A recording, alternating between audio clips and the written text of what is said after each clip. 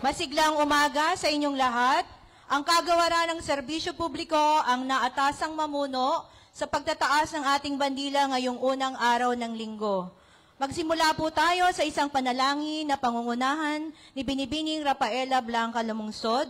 Kasunod nito ang pambansang awit ng Pilipinas na aawitin ng mga piling kawani na sila Binibining Loris Binuya, Birna Haramilla at Ginoong Ernesto Jimenez sa saliw ng banda ng Maynila. Panunumpa sa watawat ng Pilipinas si Ginoong Glenn Rotor, aawitin din po natin ng madamdamin ang awit ng Maynila sa saliw ng banda ng Maynila.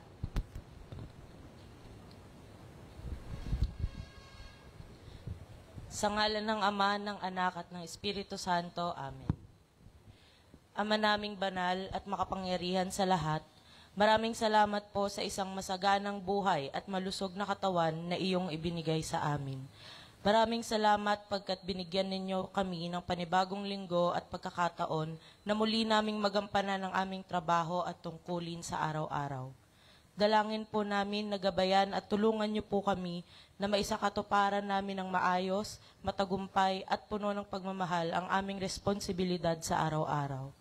Gabayan niyo rin po ang aming mahal na alkalde, Mayor Hani Lacuna Pangan, Vice Alkalde Yul Servo Nieto, pinuno ng aming departamento, Kyle Nicole Amorao, ang lahat ng pinuno ng bawat departamento at ang buong kawani ng lungsod ng Maynila. Idinadalangin po namin lahat ito sa pangalan ng iyong anak na si Jesus. Amen. Sa ngalan ng Ama, ng Anak at ng Espiritu Santo. Amen.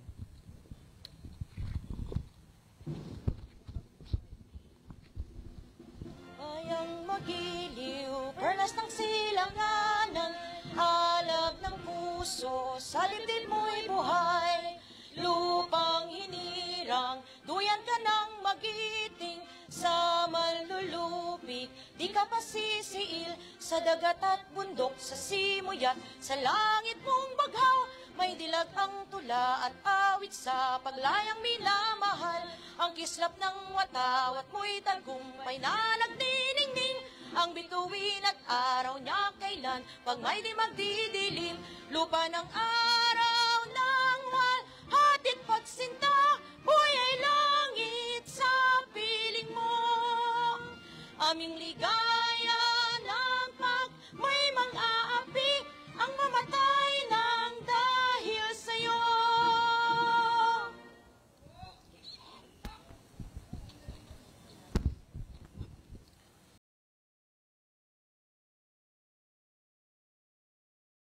Kanang kamay para sa panunumpa sa watawat ng Pilipinas. Ako ay Pilipino. Buong katapatang nanunumpa sa watawat ng Pilipinas. At sa bansang kaniyang sinasagisag ng may dangal, katarungan at kalayaan na ipinakikilos ng sambayanang makadiyos, makatao, makakalikasan, at makabansa.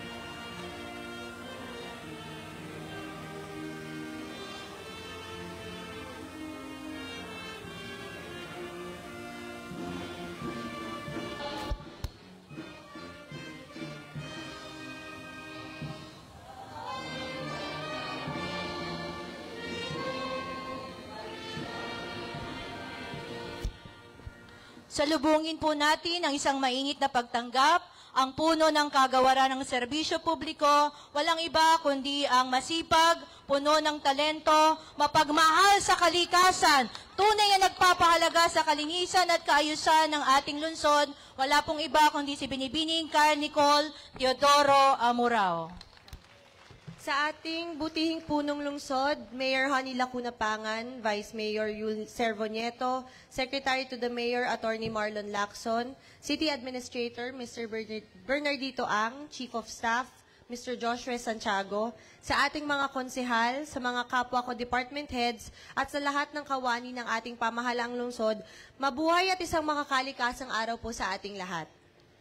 Ngayong umaga po, malugod ko pong binabati ang akin pong mga masisipag na kasamahan mula po sa Department of Public Services na walang pinipiling oras sa pagsiservisyo para siguruhing malinis at mabango ang ating kapaligiran araw-araw.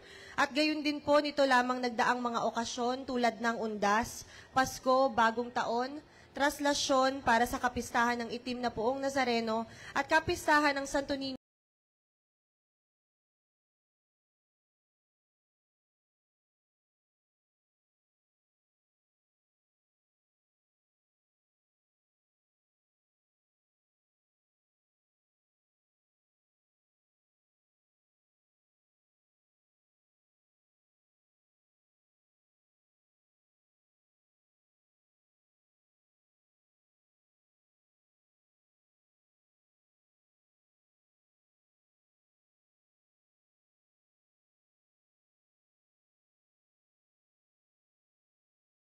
Mga hindi nabubulok katulad po ng mga plastic natin, nakakabuo na po tayo ng mga upuan, trash benches, coasters, at saka kung ano pa po.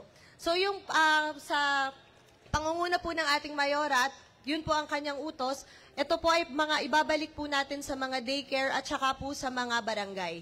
Ayun lang po, hindi ko na po pahahabain. I-welcome ko na po ang kauna-unahang babaeng mayor na ating lungsod, Dr. Maria Sheila Honey Lacuna Pangan.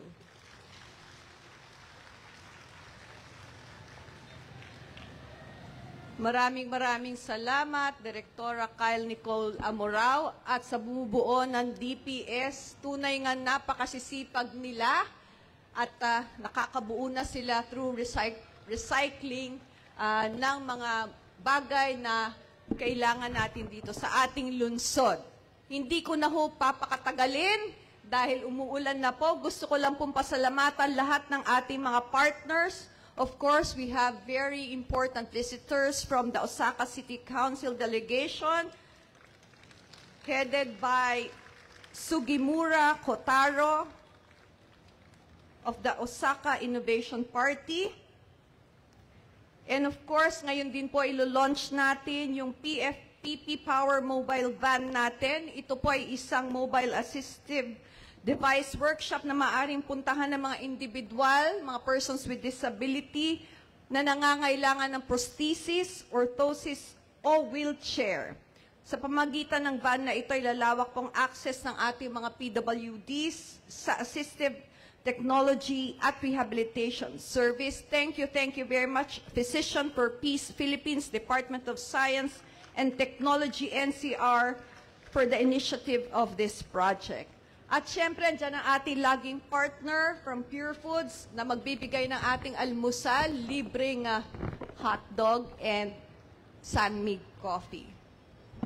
To the delegation of the Osaka City Council, we are very happy to receive and welcome you to the city of Manila, the capital of the Republic of the Philippines. Your visit will be a great opportunity for us to exchange views and opinions that will be beneficial to our cities in the field of governance and local development, particularly in trade, industry, tourism, education, health, environment, transportation, housing, and waste management. We would also be very honored if you could share with us your best practices as we look up to you as one of the formidable economies in this part of Asia. This will also be an opportunity to strengthen the bond that connects our city as Manila sees Osaka as a strong ally in the global campaign for peace, progress, and prosperity. We hope that you will have a productive and memorable visit here in Manila, and when you go back to Osaka, you bring along with you the good stories and experiences you had, especially the warm hospitality of Manilans and all the Filipinos that you will meet during your stay. We look forward to seeing you again and bring more of your Japanese friends and colleagues here in the Philippines' premier city. Again, our warmest greetings to all of you. Welcome po kayo dito sa Maynila and domo arigato gozaimasu. Magandang umaga po sa inyong lahat.